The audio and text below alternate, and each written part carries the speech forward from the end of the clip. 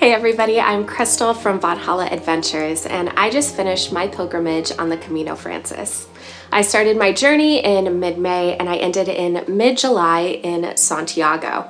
Today I'm going to share with you my packing list as a solo female pilgrim and all the items that I found absolutely necessary to walk during the spring and summer months.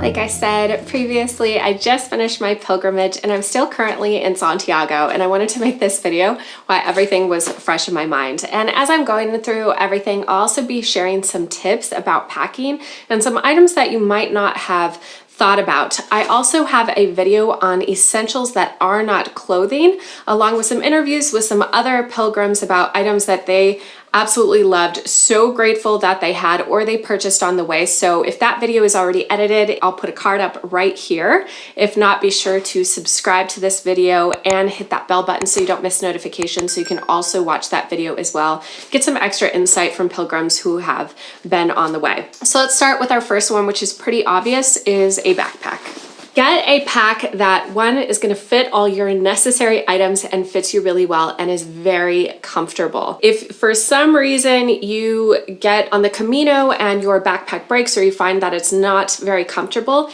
in every single major city, there is going to be a Camino store of some sort or a decathlon store. I really highly suggest, if you can find a pack that has this, that it has some breathable room right here. When you are hiking during the summer months, it can get very hot in Spain. I went through 3 different heat waves with heats that went over 100 degrees Fahrenheit or 40 degrees Celsius. So it's very important to have something that's going to be breathable because you will sweat quite a bit. And make sure that you have some extra pockets on the outside, things that you can get into easily for toilet paper or any of those necessary needs. So backpack, definitely necessary. I feel like that's a no-brainer. Next item on the list, you're going to want to make sure that you have some sort of water bottle or bladder. I will say that I personally really liked having a bladder that went into my backpack, and this one is a 3-liter. You want to stay hydrated. It's very important to do that during the spring and summer months. Next up is a waterproof bag that goes over your backpack. I would say this is an absolute must as well. It doesn't weigh very much. They're very light. You can find them at any pretty much outdoor store. Just buy it when you're purchasing your backpack. If you're going over the Pyrenees, it can be very, very misty in the morning, and also in Galicia, it rains quite a bit, and it still rains in the summer. So just keep that in mind. Even if you're going in the summer, you should at least be bringing this for your backpack, because the last thing you want is for all your clothes to be wet at the end of the day. Next up on the list is a little tiny backpack. So this is a day bag, and even though I used my backpack throughout the day, I use this for groceries when I was picking up items at the end of the day, and also for going to the lavanderia or the laundromat so that I could take all my dirty, stinky clothes and put it in here.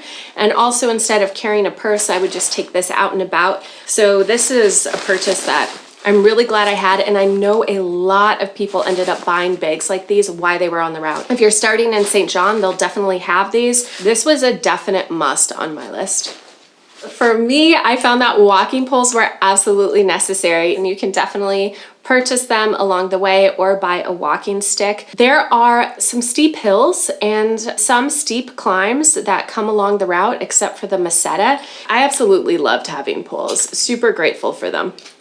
Next up is shoes. I found that trainers were the best way to go. I started with tennis shoe type boots, like very, very lightweight boots that were breathable, and they just ended up hurting my feet. Most people I know that were wearing boots switched to trainers along the trail. It's just very different. I don't know how else to describe it, but this trail is mainly on asphalt, rocks and uneven cobblestone and not a lot of dirt. Most of the trail is very, very hard. And trainers that have a lot of cushion do well, and you want something very breathable. The more sweat that you have within your shoes, you're gonna get blisters. So you want something that's gonna dry fast. And I definitely noticed that my feet did definitely swell. I wouldn't say I needed them longer, but I did like having the wide feet. So I actually picked these up on the Camino and completely ditched my boots. Definitely walk on all sorts of trails before you leave for the Camino in the shoes that you're gonna get for a few months. And you can always pick up new shoes along the way, so don't fret. I know a lot of people that picked up new shoes. I definitely put a lot of miles on these bad boys. So I would definitely suggest getting really cushy trainers that fit your feet well. Definitely wide enough, especially if you're gonna have band-aids on your feet, like some thick moleskin. You might actually take up more room, so you might want the wider space. I know that I did. Okay, next up to go with the trainers. Have some hiking sandals. I cannot say enough how grateful I was to have hiking sandals, not just flip-flops, because during the days that it was really hot, I would take off my trainers, take off my socks, change my socks, and then put on some of the hiking sandals. And it's also nice just to have a different pair of shoes for your feet. It'll also help your trainers go farther. You only get so many miles on each pair of shoes, so remember that as well, because you might be going for 500 miles or 800 kilometers, or you might be going double that. Hiking sandals are also great to wear at the end of the day, so you can take your socks off, let your feet breathe. And a lot of people I found, if their shoes did not work well on the trail and they had to ditch them, I was one of those people, they put on their hiking sandals so they at least had a backup that weren't flip-flops. Hiking sandals were an absolute must to change into, and also just in case of emergency. Next up are personal items. I'm gonna link to my favorite items also below in the description, so be sure to check those out. Your toiletries are gonna be specific to you, but I'm gonna go over some things you may not be able to find at the albergues or the hostels that you're staying in, because it is different than hotels. I really, really like this Sea to Summit bag because it also hangs like this. So if I am in the shower or I put it where maybe a bathrobe would usually go, there aren't always hooks though, I do want to mention that. One thing I would say is an absolute must is to bring your own shampoo and conditioner. If you're not going to be staying in hotels, which most pilgrims aren't, you're not going to get necessarily shower gel, shampoo, or conditioner if you want to condition your hair. A couple other items that I really found helpful were lotion. Sunscreen. If you are picky about the sunscreen that you like, you will not find a lot of natural sunscreen. Bring your own. Another item that I'm happy that I brought personally was serum skin tint. I brought something that had SPF for my face because I did not want to get burnt on my face. The sun here is very, very hot during the summer.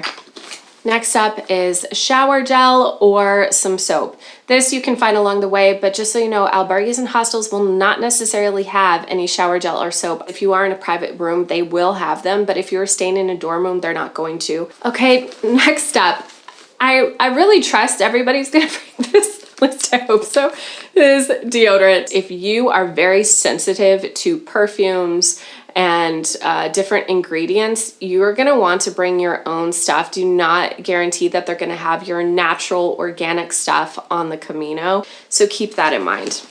Next up, this is also a personal preference, I brought a tongue scraper because I like fresh breath. I also brought mascara. This is also a personal item you might not want, but if you are gonna bring it, bring waterproof.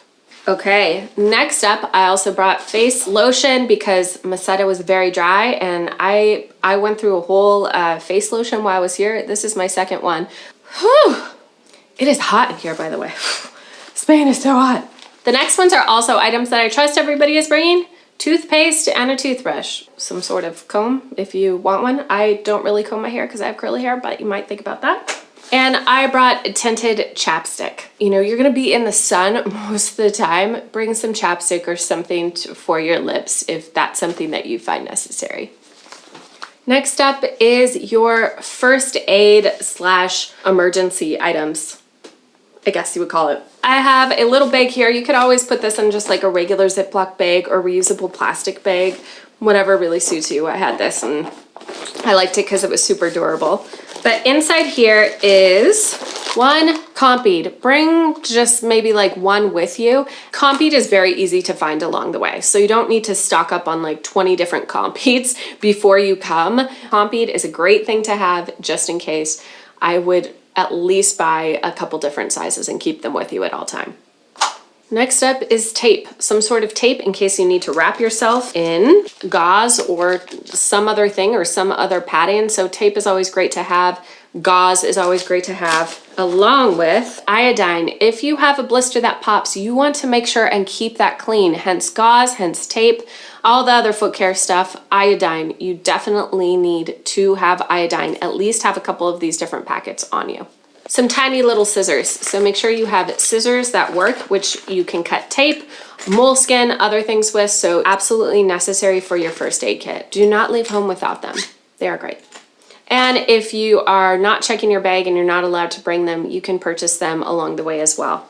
Next up is my holy grail of foot care. This is the one thing I found ended up being the best thing I used on my feet, and it is very thick moleskin. Anyways, look at that foot care video. I go more in detail about why I love that stuff so much. Next up is some sort of Vaseline or lubricant. You want something so your feet are sliding in your socks. Next up, this is not a necessity, but I'm so glad I bought this along the way, so I didn't bring this with me, but it is an arnica and CBD rum.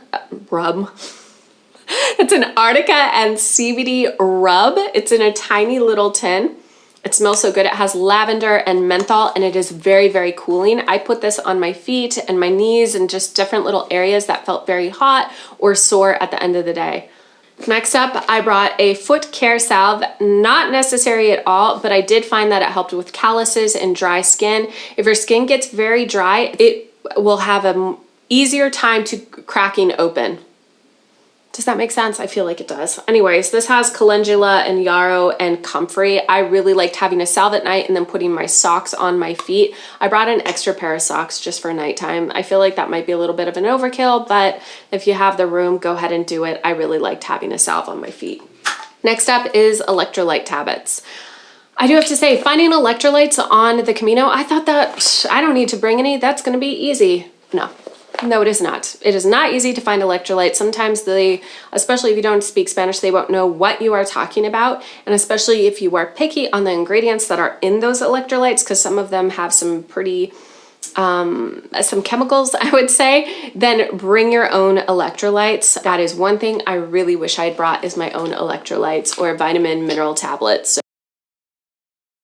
Be sure to watch my video if you are a female pilgrim, which I'll put a card up for here, about having your period while on the way.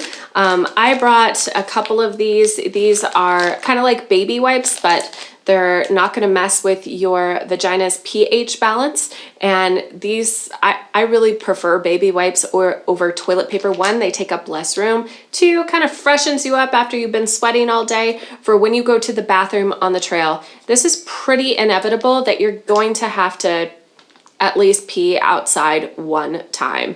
So bring this, bring some sort of baby wipe or something that you'll want. Now, be sure not to leave your toilet paper. Please don't do it. There was so much toilet paper on the Camino. It was so sad to see. So bring some sort of bag that you can reuse to put all your dirty napkins in, and then you can just throw them out at the end of the day. So bring some sort of little baggie so that you're not littering along the way. Another item which I absolutely love, and so if you don't want to bring baby wipes or toilet paper, bring a Coola cloth. This is a reusable cloth that you can use to wipe yourself that's antibacterial and it dries fast, and so you can just keep reusing this. That way you don't have any waste, so it kind of knocks out the need for both of these. However, if you need to have a bowel movement, you probably are going to want these on the trail. That might happen to you. You do not know. You're not just going to be going through villages. There might be stretches of like 20 kilometers that you might go through where there is absolutely no bathroom. So keep that in mind. Next up is an item you might not find necessary. I brought it, and I'm happy I did, as a just in case. Did I absolutely need it? No. Am I happy I brought it? Yes. And that is a waterproof, like a dry bag. I brought this in case the rain really did have a downpour. I've heard in Galicia and in the Pyrenees, there can be some weather, especially if you're starting off in spring. So I thought I wanted just to make sure that I could put anything in here that I didn't want to get wet, just in case. So I put my stuff in here inside my backpack, and I'm really happy I did. It doesn't really add any weight. So this is a nice thing to have. You could also use this as a laundry bag if you really wanted to too. Next up is not necessary, but I really liked having it. It was something I picked up along the way, and I noticed a lot of other people did too, was having a fanny pack. I actually found that it helped so I didn't have so much weight on my back. And the things that I kept in here were, one, my phone charger, and I kept my phone also in here, my passport, earbuds, not necessary, but if you want them, bring them. Also, you might think about having earplugs as well. If you're going to be staying in dorm rooms, you will need them. Even though I had private rooms in albergues, I could often hear people snoring from the other room. That is how intense the people that snore can be. So just saying. Next up is you might want a guide for the Camino, some sort of pocket guide. I really like this guidebook. Next up is going to be your pilgrim passport. This is something you'll want easy access to because whenever you stop somewhere, whether it be a cathedral or somewhere else, this is one reason I like having the fanny pack, is I could just whip it out and put my stamps on it. So it's really, really fast. And next thing is having easy access to money and your cards. And you always know that it's right here on you because if you leave your backpack, all your basically valuables are always on you. I could also wear it at the end of the day too instead of the small little day pack that I had. I really like this thing. I'm going to continue using this. So this was a great purchase. Very happy with this. Let's talk clothes. This is definitely going to be a lot of personal preferences for this journey. Most people I know end up wearing just pretty much the same thing every day. So here's what I found to be necessary for me. One, base clothing, right? Like I had a sports bra. And then I also had one other bra, which I'm wearing right now, something that's going to dry very easily and that you can just wash in your sink. You might be so tired that the idea of doing laundry is just an absolute no for you. So I like some days I wore it a couple times in a row and it didn't smell. So I would think about your undergarments and how easily they're going to dry and also if they're going to be kind of smell resistant.